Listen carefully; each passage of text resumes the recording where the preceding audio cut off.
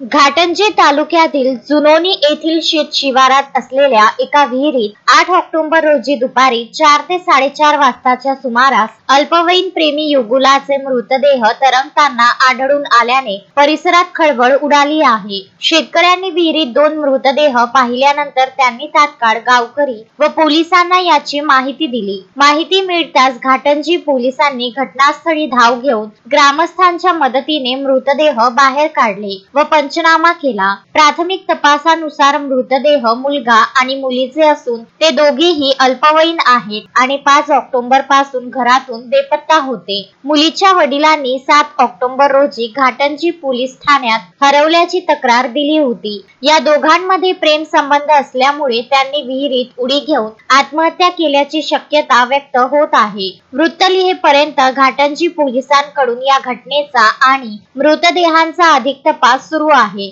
या घटनेमुळे जुनोनी गावात हळहळ व्यक्त होत आहे। 7/10/2025 रोजी जुनोनी येथील शंकर दांडेकर यांनी पोलीस स्टेशन घाटंजी येथे तक्रार दिली की त्यांची शिवानी नामक वय वर्ष 17 ही मुलगी अतुल शंकर करपते वय वर्ष 22 राहणार जुनोनी याच्यासोबत निघून गेलेली आहे। त्यांच्या तक्रारीवरून पोलीस स्टेशनला अतुल करपते याचे विरुद्ध अपराध क्रमांक 844/25 कलम 137(2) भादवीनुसार BNS नुसार गुन्हा नोंद करण्यात आला होता।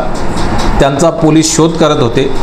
आज त्या दोघांचेही प्रेत गावाच्या शिवारातील एका विहिरीत मिळून आले। दोघांचेही प्रेत विहिरीतून बाहेर काढून पोस्टमॉर्टम करिता शासकीय रुग्णालय घाटंजी येथे ठेवण्यात आलेले आहेत। पुढील तपास सुरू आहे। नितीन कुरमेरकर, विदर्भ न्यूज, घाटंजी।